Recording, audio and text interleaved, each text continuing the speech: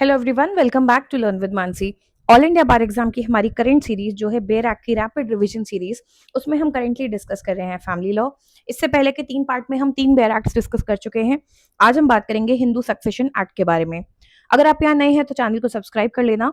इस बेर एक्ट की रैपिड रिवीजन सीरीज में हमारा इंटेंशन बेर एक्ट को लाइन बाय लाइन पढ़ना नहीं है, बट क्योंकि आपके एग्जाम में कुछ टाइम बचा है या आप कोई नया टॉपिक पढ़ना शुरू कर रहे हैं और आप चाहते हैं कि आपको एक जनरल आइडिया मिल जाए कि उस सब्जेक्ट के टॉपिक्स क्या हैं, उसमें क्या टॉपिक्स कवर होते हैं, एंड स्पेशली एआईबी को टारगेट करते हुए जहां पे आपको आइडिया होना चाहिए कि आप एग्जाम में आसानी से आंसर ढूंढ सकें, हम आपको उसके लिए एक क्विक रिवीजन करवा रहे हैं। ठीक है, this is a little bit about me. नए हो चैनल पे तो प्लीज डू सब्सक्राइब। कोई भी डाउट हो, कुछ भी कहना हो, यू कैन कमेंट, एंड अगर हेल्पफुल लगे तो हाइप कर देना। टेलीग्राम ज्वाइन कर लेना, लेक्चर की पीडीएफ, पीवाईक्यूज की पीडीएफ, कोई भी डाउट हो, चैट ग्रुप, सब कुछ वहां पे है। हर चीज का लिंक डिस्क्रिप्शन में दिया हुआ है। आप इंस्टाग्राम पे भी हमें फॉलो कर सकते हैं।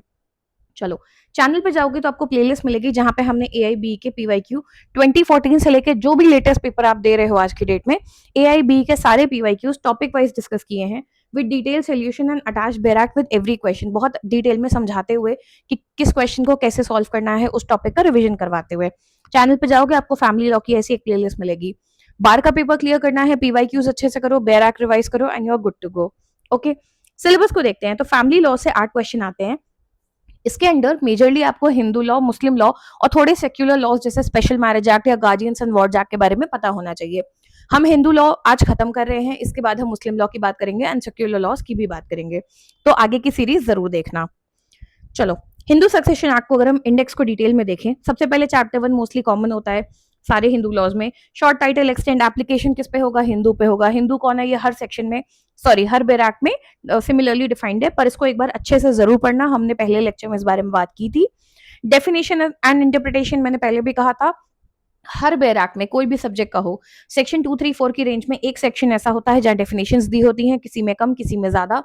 वो बहुत इंपॉर्टेंट है, उसे जरूर देख के जाओ क्योंकि मोस्टली डेफिनेशन से डायरेक्ट क्वेश्चन आते हैं। ठीक है, चैप्टर 2 बात करता है इंटेस्टेट सक्सेशन के बारे में। इंटेस्टेट सक्सेशन का मतलब होता है अगर किसी इंसान की डेथ हो जाती है बिना पीछे से कोई वसीयत छोड़े, तो उस केस में उसकी प्रॉपर्टी का सक्सेशन कैसे होगा? तो हम बोलेंगे कि इंटेस्टेट सक्सेशन हो रही है। अगर वो इंसान वसीयत छोड़ के जाता है तो वो होती है टेस्टामेंट्री सक्सेशन। ठीक है, तो इंटेस्टेट सक्सेशन के बारे में कुछ जनरल बातें कर रहे हैं यहाँ पे। सेक्शन 5 बात करता है कि एक्ट सर्टेन प्रॉपर्टीज को अप्लाई नहीं करेगा, तो अगर इससे जुड़ा हुआ क्वेश्चन आता है तो आप यहाँ पे आएंगे। सेक्शन 6 बहुत ज्यादा इंपॉर्टेंट है, इससे बहुत ज्यादा क्वेश्चंस आते हैं। डेवोल्यूशन ऑफ इंटरेस्ट इन को पार्सनरी प्रॉपर्टी। को पार्सनरी क्या होता है, पार्टीशन क्या होता है, हिंदू लॉ हम बहुत डिटेल में 30-35 लेक्चर की सीरीज पूरी डिस्कस कर चुके हैं। इन सब पे छोटे छोटे लेक्चर्स भी बनाए हैं, आई बटन पे लिंक कर देंगे, उन्हें जाके जरूर देखना अगर आपको कॉन्सेप्ट समझना हो। लेकिन को पार्टनरी से इंटरेस्टेड, स्पेशली अगर विमेन से रिलेटेड आता है, क्योंकि 2005 में अमेंडमेंट हुआ था, सेक्शन 6 से बहुत ज्यादा क्वेश्चन आते हैं। ठीक है, 7 है devolution of interest in the property of tarwad तवाजी। इससे कुछ खास क्वेश्चन नहीं आता, बट आपको पता होना चाहिए कि कहाँ दिया है। इनसे क्वेश्चन आता है general rules of succession, males के केस में कैसा होगा, ये सेक्शन 8 में बताया है। सेक्शन 9 बात करता है order of succession among heirs in the schedule. Bare act के एंड में एक शेड्यूल दिया है, उसमें क्लास 1 एयर, क्लास 2 एयर्स दिए हुए हैं। डिटेल में हम ये भी पहले पढ़ चुके हैं, मैं उसकी इन डेप्थ अभी बात नहीं करूंगी, बट बेसिकली सक्सेशन में क्लास 1 एयर्स पहले आते हैं, फिर क्लास 2 एयर्स आते हैं। ठीक है, अगर इनसे रिलेटेड क्वेश्चन आता है तो कहाँ जाओगे? बुक बेयर एक्ट के एंड में शेड्यूल दिया हुआ है, वहां पे पूरी लिस्ट दी हुई है कि कौन पहले आता है कौन बाद में। तो हमें 8 में बताया गया कि मेल से, हिंदू मेल की अगर डेथ होती है बिना वसीयत के, तो जनरल रूल्स ऑफ सक्सेशन क्या होंगे। 9 में बात की गई है कि ऑर्डर ऑफ सक्सेशन क्या होगा, उन एयर्स के बीच में किस ऑर्डर में सक्सीड होंगे। 10 में बात की है distribution of property among heirs in class 1 of the schedule. जो क्लास 1 के एयर्स हैं उनके बीच में प्रॉपर्टी कैसे डिवाइड होगी, ये बात की है 10 में। और 11 में बात की है क्लास 2 के लिए। ठीक है, सेक्शन 12 में बात किया है order of succession among agnates and cognates. कौन होते हैं ये आगे समझ लोगे डेफिनेशंस में, उनके बीच में ऑर्डर ऑफ सक्सेशन क्या होगा ये बताया गया है। 13 बात करता है कॉम्प्यूटेशन ऑफ डिग्री। डिग्री क्या होता है शॉर्ट में अगर समझाऊं तो, जैसे ये इंसान की डेथ हुई है, ये एक, ये इसका बेटा, ये मान लो इसका बेटा, तो इसको हम डिग्री बोलते हैं कैलकुलेट करना कि 1 डिग्री 2 डिग्री 3 डिग्री, ये नीचे की तरफ आते हुए और ऊपर की तरफ जाते हुए भी ऐसे ही ट्रेस करते हैं, तो इसको हम डिग्रीज ऑफ रिलेशनशिप बोलते हैं। ठीक है, section 14 property of a female Hindu to be her absolute property, इससे भी क्वेश्चन अक्सर आते हैं। 15 बात करता है general rules of succession in case of female Hindus. Male Hindu में कहा दिया हुआ था, देखो याद करो 8th में जनरल रूल्स, और फीमेल हिंदू के केस में 15 में दिया है। Section 16 order of succession and manner of distribution among heirs of a female Hindu. अगर किसी फीमेल हिंदू की डेथ हो जाती है इंटेस्टेट, यानी को वो कोई वसीयत छोड़ के नहीं गई थी, तो उसके केस में ऑर्डर ऑफ सक्सेशन क्या होगा और कैसे डिस्ट्रीब्यूट किया जाएगा, ये बात की गई है। याद रखना, अगर बात होती है कोपार्सनरी, विमेन का इक्वली राइट है, डॉटर बराबर कोपार्सनरी है सन के जैसे, सेक्शन 6 में जाना है। ठीक है, मेल के केस में जनरल सक्सेशन 8th में दिया हुआ है, एयर्स के बीच में कैसे सब कुछ होगा यहाँ दिया है। फीमेल हिंदू की प्रॉपर्टी एब्सोल्यूट है, ये 14 में बात की है, 15 में जनरल रूल्स दिए हैं फीमेल हिंदू के लिए, एंड 16 में बात की है कि एक फीमेल हिंदू के केस में order of succession and manner of distribution क्या होगा, एंड 17 में स्पेशल प्रोविजन कुछ सर्टन लॉस को लेके दिए हुए हैं। General provision related to succession की अगर हम बात करें तो एक कुछ जनरल बातें दी हैं, इनसे भी कभी कभी क्वेश्चन आता है। बहुत छोटे छोटे से सेक्शन है, इसमें बहुत टाइम नहीं जाएगा आपका। 18 में बोला है कि फुल ब्लड को प्रेफर करते हैं ओवर हाफ ब्लड अगर दोनों बराबर लेवल पे आ रहे हैं, ठीक है, डिग्रीज में। आगे 19 में दिया है मोड ऑफ सक्सेशन ऑफ 2 और मोर एज। बेसिकली इसमें जनरल प्रोविजंस में ना कुछ कंडीशंस दी हुई हैं कि एक इंसान के मान लो 2 बेटे हैं, एक फुल ब्लड है एक हाफ ब्लड है, जस्ट सिंग फॉर एग्जांपल, तो उस केस में फुल ब्लड को प्रेफर किया जाएगा। इस तरीके के क्या सिचुएशंस में कैसे हैंडल करोगे, ये यहाँ दिया है। तो अगर आपको कोई भी क्वेश्चन आता है सिचुएशन बेस्ड, तो मोस्टली उसके आंसर यहाँ मिल सकते हैं आपको। 20 में बात की है राइट्स ऑफ चाइल्ड इन वूम की। मान लो पिता की डेथ होती है, उसकी वाइफ प्रेग्नेंट थी, पेट में बच्चा था, तो उस बच्चे के क्या राइट्स होंगे। 21 में presumption in cases of simultaneous death. एक कार एक्सीडेंट हुआ, 2 लोग उस कार में एक साथ मर गए, 2 भाई थे मान लो, तो कौन पहले मरा कौन बाद में मरा हमें तो पता नहीं चला, तो उस केस में हम कैसे प्रिजम्पशन करेंगे जब साइमल्टेनियस डेथ हो रही हो। 22 में बात की है preferential right to acquire property in certain cases. कौन से ऐसे केसेस हैं जिसमें आपको प्रेफरेंस मिलेगा। बेसिकली इसका एक छोटा सा एग्जाम्पल ले लेते हैं। एक 2 भाई हैं, प्रॉपर्टी उनके बीच बेटी है, अब उसमें से एक भाई अपना हिस्सा बेचना चाहता है, तो आपको दूसरे भाई को ना प्रेफरेंस मिलती है कि वो चाहे तो पहले उसे खरीद सकता है, ठीक है, रादर देन मार्केट में जाने से पहले उसे चॉइस मिलती है कि तुम्हें खरीदना हो तो तुम देख लो। तो कुछ केसेस में प्रेफरेंशियल ट्रीटमेंट मिलता है। 25 में मर्डरर डिस्क्वालीफाइड है। बेटे ने बाप का मर्डर अगर कर दिया तो फिर जब इनहेरिटेंस हो रही है, मान लो घर में 5 बच्चे थे, तो जिसने मर्डर किया है वो डिस्क्वालीफाई हो जाएगा, तुम्ही ने मारा, अब तुम इन प्रॉपर्टी इनहेरिट करने बैठे हो। 26 में कन्वर्ट्स डिसेंडेंट्स डिस्क्वालीफाइड। अगर कोई कन्वर्ट हो गया है, उसने अपना रिलीजन चेंज कर लिया है, तो उसके जो डिसेंडेंट्स हैं, उसके जो बच्चे आगे हैं, वो डिस्क्वालीफाई हो जाते हैं। हालांकि उन पे अप्लाई नहीं होता है जो पहले मान लो किसी और रिलीजन के थे, आपके रिलीजन में आए और अब वो वापस अपने रिलीजन में चले गए हैं, उस केस में नहीं अप्लाई होगा ये। पर मोस्टली कन्वर्ट अगर कोई कर गया है तो उसके डिसेंडेंट डिस्क्वालीफाई हो जाते हैं। 27 में बात की है succession when here is disqualified. अगर heirs डिस्क्वालीफाई हो गए हैं तो उस केस में सक्सेशन कैसे होगा। 28 में disease defect etcetera not to disqualify. Just because किसी को कोई बीमारी है, किसी को कोई मेंटल इलनेस है, इसका मतलब ये नहीं है कि उसका हिस्सा खा जाओगे, वो डिस्क्वालीफाई नहीं होगा। आगे बात की है एस्चीट की, इस पे भी क्वेश्चन आता है, ये पढ़ के जाना। फेलियर ऑफ एयर्स की इसमें बात की गई है सेक्शन 29 में कि अगर एयर्स का फेलियर हो जाए, कोई भी आपको नहीं मिला, क्लास 1 क्लास 2 एग्नेट कॉग्नेट कोई नहीं मिला, तो क्या करोगे। टेस्टामेंट्री सक्सेशन चैप्टर 3 में है, इस पे बहुत क्वेश्चन आते हैं। सेक्शन 30 इकलौता है, याद रखना, 30 टेस्टामेंट्री सक्सेशन, यानी अगर इंसान वसीयत छोड़ के गया है तो उस केस में कैसे काम होगा वो यहाँ बताया है। चैप्टर 4 में रिपील की बात की गई है, 31 तो हटा दो। स्केड्यूल इंपॉर्टेंट है, स्केड्यूल में एयर्स की लिस्ट दी हुई है, किस ऑर्डर में कौन प्रायोरिटी में होता है। ये हो गया जनरल इंडेक्स का रिवीजन। आई होप आपने यहाँ तक देखा है। अगर यहाँ तक देखा है तो अगले 5-7 मिनट में हम जल्दी से मेजर मेजर सेक्शंस जो हैं उससे गुजरते हैं। This is bonus for anyone who is staying till this point. अगर रुक रहे हो यहाँ तक तो कमेंट जरूर करना, ठीक है। चलो, अब आप सीखोगे कि बेयर एक्ट को एग्जाम में यूज कैसे करोगे। पहली बात, इन डेट्स को फोकस करो। आपको कई बार ना पुराने क्वेश्चंस देखोगे तो कब एक्ट इंप्लीमेंटेशन में आया था उसका सवाल आता है, वो यहाँ दिया हुआ है। कोई अमेंडमेंट होगा तो फुटनोट में दिया होगा, तो उनको इग्नोर मत करना। एप्लीकेशन ऑफ एक्ट, ये सब हर हिंदू लॉ के सब में सेम है, कौन हिंदू है कैसा है ये आपको पढ़ना जरूरी है। ये मैं इसलिए शॉर्ट में जा रही हूँ क्योंकि पिछले लेक्चर्स में डिस्कस कर चुकी हूँ, ठीक है। पॉज करना, अपने हाथ में बेयर एक्ट रखो, ये पढ़ते समय 2 मिनट का पॉज लो और इसको हाथ के हाथ पढ़ लो, आपको समझ में आ जाएगा, ठीक है। डिटेल में जानना हो तो लेक्चर्स में पढ़ाया हुआ है, ठीक है। थर्ड है important, definition and interpretation. Agnate कौन होते हैं। One person is said to be agnate of another if two are related by blood और अडॉप्शन होली थ्रू मेल्स। अगर आपका उस इंसान से रिश्ता परिवार में प्योरली मेल्स के थ्रू है तो आप एग्नेट होते हो। फॉर एग्जाम्पल, एक आदमी है, उसका बेटा, उसका बेटा और उसका बेटा, तो ये और ये एग्नेट है एक दूसरे के, क्योंकि ये डायरेक्टली आदमियों के थ्रू कनेक्टेड है, ठीक है।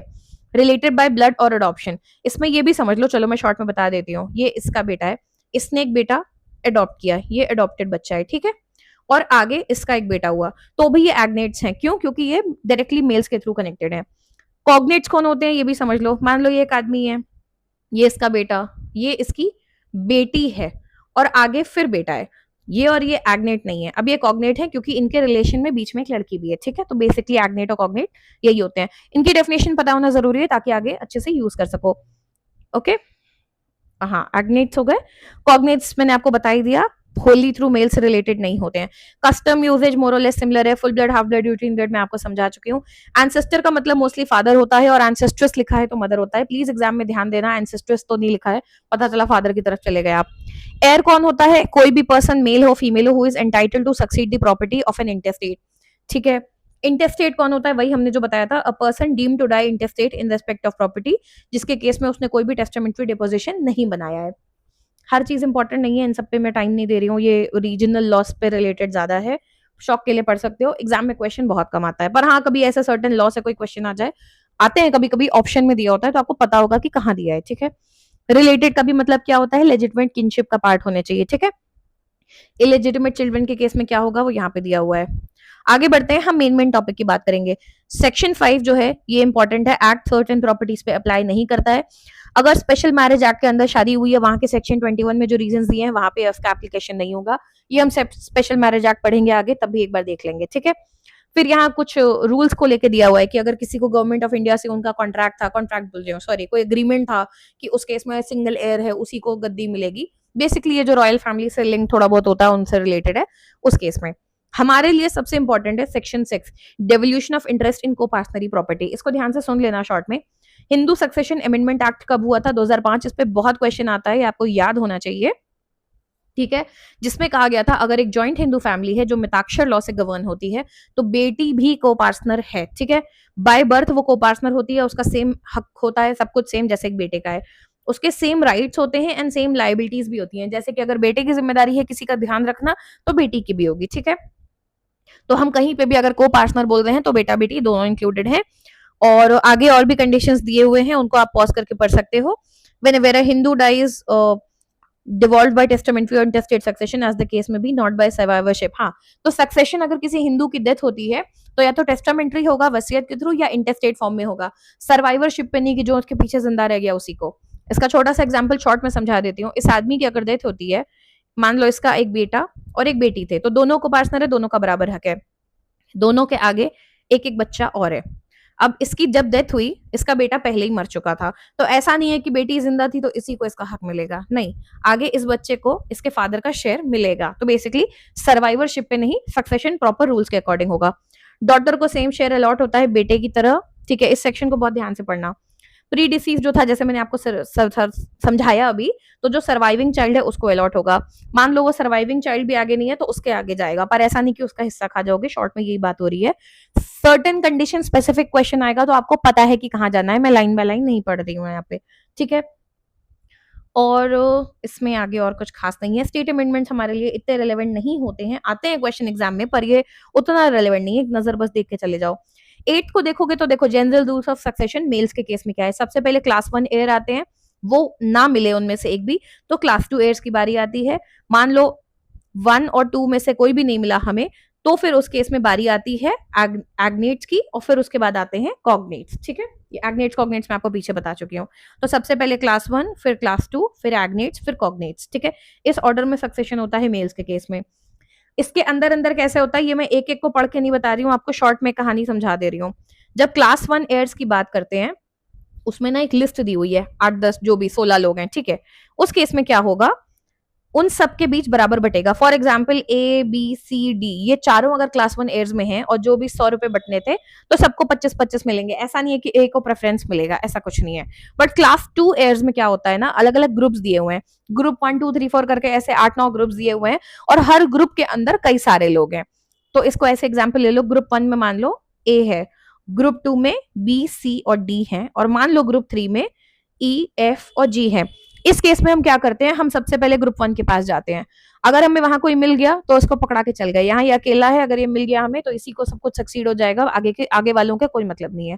लेट्स अज्यूम ए हमें नहीं मिला, तब हम आएंगे ग्रुप 2 पे। अब ग्रुप 2 में कौन कौन है, बी सी और डी, तीनों मिल गए तो तीनों को बराबर बराबर मिलेगा। लेट्स से डी एग्जिस्ट नहीं करता, बी और सी है, तो इनको मिलेगा, ठीक है। बट जैसे ही ग्रुप 2 पे बात खत्म हुई, 3 और उसके आगे वालों से हमें कोई मतलब नहीं है। तो फर्क क्या है, ग्रुप 1 में जितने भी लोग होंगे सबको साइमल्टेनियसली बराबर हक मिलेगा, जबकि सॉरी स्केड्यूल 1 में जितने लोग हैं उन सबको बराबर हक मिलता है, जबकि स्केड्यूल 2 में लिस्ट है, उस लिस्ट में जो नंबर 1 to 9 में जो जिसपे आपको एयर मिल गया उस अंदर की लिस्ट में सबको बराबर मिलेगा। I hope this is clear. थोड़ा कंफ्यूजन हो तो लेक्चर है प्रॉपर क्लास 1 क्लास 2 एयर, बहुत डिटेल में समझाया है वहां पे, टाइम लेके चार्ट बना के एक बार देख लेना, ठीक है। तो order of succession among heirs में क्लास 1 में साइमल्टेनियसली होता है, क्लास 2 में जो एंट्री नंबर होता है 1 to 9 जो मैंने आपको बताया था पहले, उसको प्रेफरेंस दी जाती है, बाकियों से कोई मतलब नहीं, पर उस एंट्री के अंदर जितने भी लोग हैं उनको बराबर ट्रीटमेंट मिलता है। सेक्शन 10 में बात होती है distribution of property among heirs in class 1 schedule. अब सिर्फ क्लास 1 की बात की जा रही है।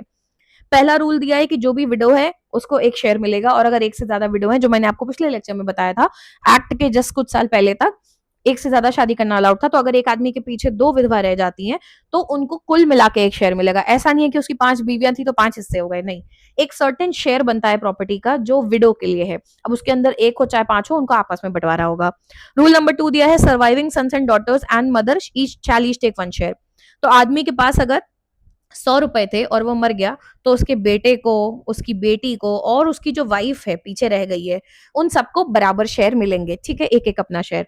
पर मान लो एक से ज्यादा वाइफ रह गई है, तो ये जो शेयर इसके हाथ आया था ना, ये 2 में उन वाइफ में बट जाएगा। तो ये दोनों पॉइंट मैंने आपको एक साथ समझा दिए। रूल नंबर 3 की अगर बात करें तो heirs in the branch of each predeceased और each predeceased daughter shall take between them 1 share. तो वही आगे अगर मान लो बेटा या बेटी मर चुके हैं तो उनके आगे वाले जो हैं उनको भी बराबर शेयर मिल जाएंगे, उनका शेयर। वही है, बेटा था, बेटे को तो बाप का शेयर मिला बाप के मरने पे, पर उसके मान लो अगर बेटा जिंदा नहीं था, उसके 2 बच्चे थे, तो बाप का शेयर उन 2 बच्चों में बराबर डिवाइड हो जाएगा, ठीक है। ये बहुत डिटेल में हम पीछे पढ़ चुके हैं, यहाँ शॉर्ट में समझ लो कि इससे रिलेटेड क्वेश्चन आया तो कहाँ पे जाओगे। आगे बढ़ते हैं, यहाँ पे भी इन्हीं सब टॉपिक पे बात की गई है, एक बार पॉज करके ध्यान से पढ़ लेना, मोर और लेस बहुत आसान लैंग्वेज में दिया हुआ है। 11 बात करता है distribution of property among heirs in class 2। हमने कहा कि यहाँ एंट्रीज चेक की जाती हैं और उस एंट्री के अंदर सबको बराबर हिस्सा मिलता है, ये मैं आपको समझा चुकी हूँ। 12 की बात करें तो order of succession among agnates and cognates. Agnates और कॉग्नेट्स कौन होते हैं ये आप समझ चुके हो, अब उनके बीच में सक्सेशन कैसे होता है। Of 2 heirs the one who has fewer or no degrees of ascent is preferred। Ascent और डिसेंट क्या होता है, एसेंट होता है ऊपर जाना, डिसेंट होता है नीचे जाना। इस इंसान की डेथ हुई है अगर, तो एसेंट में ऊपर जाते जाते जिसके बीच में फ्यूअर डिग्रीज हो, फॉर एग्जाम्पल इस इंसान में और इस इंसान के कनेक्शन में 1 2 3 3 लोग बीच में आ रहे हैं, तो 1 2 3 4 5 बहुत डिग्रीज हैं, वर्सेस एक दूसरा इंसान है, एग्नेट कॉग्नेट डज नॉट मैटर जो भी है, इसके और इसके बीच में मान लो डायरेक्ट कनेक्शन है, तो इसको प्रेफरेंस ज्यादा मिलेगा। तो सिंपल सी बात बोले, दोनों में से जिसके फ्यूअर डिग्रीज हैं या नो डिग्रीज ऑफ एसेंट उसे प्रेफर किया जाता है, ठीक है। नेक्स्ट पॉइंट क्या दिया है, जहां number of degrees of accent same है तो उस केस में डिसेंट चेक किया जाता है। और रूल नंबर 3 ये कहता है कि जहां पे neither heir is entitle to be preferred, ऊपर वाले दोनों रूल्स के केस में, तो उन दोनों को साइमल्टेनियसली राइट दे दिया जाता है। कंप्यूटेशन ऑफ डिग्री सेक्शन 13 में बात करता है कि relationship shall be reckon from the intestate to the heir in terms of degree of ascent या डिग्री ऑफ डिसेंट, जो भी आपको समझाया। हर जनरेशन खुद एक डिग्री है और उस इंसान को इंक्लूड करके, तो अगर इससे गिन रहे हो इस तक तो इसको भी इंक्लूड करोगे, नंबर 1 यही है और लास्ट यही होगा, ठीक है, इसको भी इंक्लूड करके गिनोगे, ठीक है। और हर इंसान एक डिग्री बनाता है। Section 14 property of a female Hindu to be her absolute property, important section है। एक फीमेल हिंदू के पास जो भी प्रॉपर्टी होती है वो उसकी एब्सोल्यूट प्रॉपर्टी होती है, वो उसके लिमिटेड ओनर नहीं होती, कंप्लीट हक है उसका, जला दे आग लगा दे, डज नॉट मैटर, ठीक है। क्या इसमें प्रॉपर्टी का मतलब क्या है, मूवेबल हो इमूवेबल हो, यानी जमीन जायदाद हो जेवर हो कुछ भी हो, एक्वायर्ड बाय हर, चाहे उसको इनहेरिटेंस में मिली हो, डिवाइस के थ्रू, पार्टीशन में मिली हो, मेंटेनेंस में मिली हो, एरियर के फॉर्म में, गिफ्ट के फॉर्म में, ठीक है, शादी के पहले मिली हो, शादी के टाइम मिली हो, शादी के बाद मिली हो, अपने स्किल से कमाई हो, परचेज की हो, प्रेस्क्रिप्शन में हो या कोई और तरीके से, उसकी एब्सोल्यूट प्रॉपर्टी है। सेक्शन 15 इंपॉर्टेंट है, general rules of succession in case of female Hindu. अगर कोई फीमेल हिंदू है, बिना वसीयत के उसकी डेथ हो जाती है तो उसकी प्रॉपर्टी का क्या होगा। सबसे पहला हक बनता है उसके बेटे बेटी नाती पोतों को इंक्लूड करते हुए, including the children of any predeceased son और डॉटर, यानी कि नाती पोते जो भी होते हैं, लड़का लड़की दोनों, ठीक है। तो पहला है बेटे बेटी including grand kids and husband, ये सबसे पहले आते हैं। वो ना हो तो जाते हैं एयर्स ऑफ हस्बैंड, यानी उस लड़की की अपनी मम्मी पापा की साइड को नहीं जाता है, हस्बैंड की फैमिली में जो भी एयर्स हैं उनकी तरफ जाता है। सी अपॉन मदर एंड फादर, अगर एयर्स ऑफ हस्बैंड नहीं अवेलेबल है तो उसके अपने माता पिता को, वो भी नहीं अवेलेबल है उसके बाद में एयर्स ऑफ फादर, यानी लड़की के जो अपने पापा थे उसके खानदान में, एंड लास्ट में एयर्स ऑफ मदर, ठीक है। हालांकि इसमें 2 बातें क्लियरली लिखी गई हैं, ये बाईपास करते हैं ऊपर के रूल्स को। अगर लड़की ने इनहेरिट की है अपने पापा या मम्मी से कोई प्रॉपर्टी और वो इस तरीके से उसकी डेथ हो जाती है कि उसके बच्चे नहीं है आगे, कोई और नहीं है इनहेरिट करने को, तो वो उस केस में उसके हस्बैंड या उसके बेसिकली ससुराल साइड जमीन नहीं जाएगी, वो प्रॉपर्टी नहीं जाएगी, वो डायरेक्टली एयर्स ऑफ फादर के पास जाएगी। तो ये बेसिकली ऊपर वाले रूल को थोड़ा बाईपास करता है। इन शॉर्ट बात ही होती है, जिस खानदान से आई है उसी खानदान में जाएगी।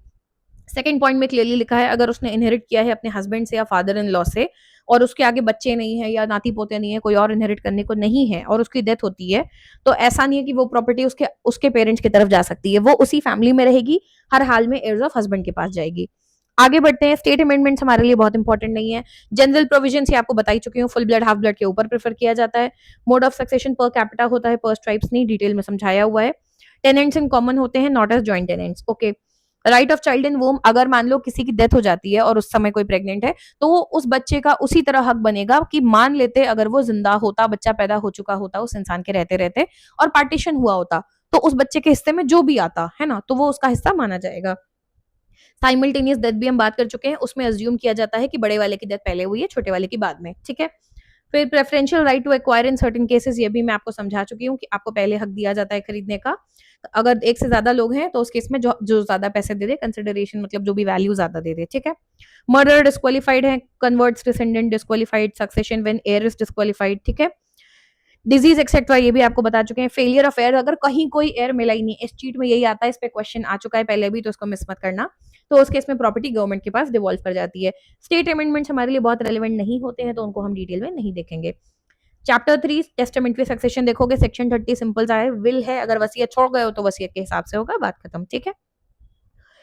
स्केड्यूल देखते जाओ। सेक्शन 8 में हमने बात की थी क्लास 1 एंड क्लास 2। क्लास 1 में कौन कौन होते हैं, मैं पूरी लिस्ट नहीं पढ़ रही हूँ, पॉज करके पढ़ लेना, शॉर्ट में बता रही हूँ। जैसे बेटा हो गया, बेटी हो गई, विडो यानी पीछे से वाइफ रह गई, मदर हो गई, son of a predeceased son यानी पोता हो गया, daughter of predeceased son यानी पोती हो गई, और ऐसे और भी नाती नातिन बहुत सारे लोग हैं। ठीक है। तकरीबन 16 लोग होते हैं। तो अगर किसी की डेथ हुई और ये क्लास 1 एयर है, तो इनमें जितने भी लोग हैं इन सबका बराबर हक बनता है। ठीक है। पर मान लो इनमें से कोई अवेलेबल नहीं है, तो हम आते हैं क्लास 2 पे। यहाँ पे 9 एंट्रीज हैं। ठीक है। हम सबसे पहले 1 को चेक करते हैं, क्या फादर अवेलेबल है, अगर हैं तो सब कुछ इनको चला जाएगा, कहानी खत्म। अब मान लो ये भी नहीं थे और फादर भी अवेलेबल नहीं है, हम जाएंगे एंट्री 2 चेक करेंगे। एंट्री 2 में 4 लोग हैं, चारों अवेलेबल हैं, तो इनको बराबर बराबर सब कुछ मिलेगा। ऐसा नहीं है कि इसमें इसको नहीं मिलेगा। मान लो कोई एक नहीं अवेलेबल है, तो इनमें से 3 को मिल जाएगा। I hope you get it now. पहले 1 2 3 4 चेक किया जाता है, जहां पे ही कोई मिला आगे वाले सब खत्म, हमसे मतलब ही नहीं उनसे। पर जैसे ही कोई नहीं मिला तो उसके आगे वाले एंट्री में जाओगे। बट जिस एंट्री में कोई मिल गया, जैसे हमें 1 में नहीं मिला, 2 में कोई नहीं मिला, 3 में भी कोई नहीं मिला, 4 में जाते ही जितने भी लोग होंगे उसके अंदर सबका बराबर हक होगा। ये भी नहीं मिले, ये भी नहीं मिले, कहीं कोई एग्नेट कॉग्नेट कोई नहीं मिल रहा है, तो फिर गवर्नमेंट के पास चली जाएगी। सक्सेशन एक्ट इतना ही है, देखने में लोगों को बहुत कॉम्प्लिकेटेड अक्सर लगता है, मैंने लोगों को थोड़ा डरते देखा है इससे। इसके लेक्चर्स हम ऑलरेडी कवर कर चुके हैं, अपनी क्लैरिटी के लिए मन हो देख सकते हो, बहुत लंबे नहीं है, शॉर्ट में सब कुछ समझाया है, प्रॉपर बेराक के साथ समझाया है। But exam point of view से 1 महीना है आपके पास, शॉर्ट रिविजन करो, यहाँ से बेराक समझ लो कैसा है, आपको पता चल गया किताब में क्या क्या दिया है। एस्टीट वर्ड लिखा होता है, बहुत बच्चों को पता ही नहीं होता जाना कहाँ है, एस्टीट क्या होता है। अब आपको पता चल गया एस्टीट कहाँ दिया है, सक्सेशन एक्ट में दिया है। ठीक है। किस लिए दिया है ये भी पता चल गया। वहां जाओगे, किताब खोलोगे, आंसर मिल जाएगा, मार्क कर दोगे। This is for your revision. I hope this is helpful. कोई भी डाउट हो कमेंट कर देना, कुछ भी रिव्यू हो, कुछ कहना हो कमेंट कर सकते हो, नहीं हो तो सब्सक्राइब कर लेना, और आगे के लेक्चर्स के लिए स्टे ट्यून, ताकि आपके सारे बेयर एक्ट्स रिवाइज हो सके। Bye bye.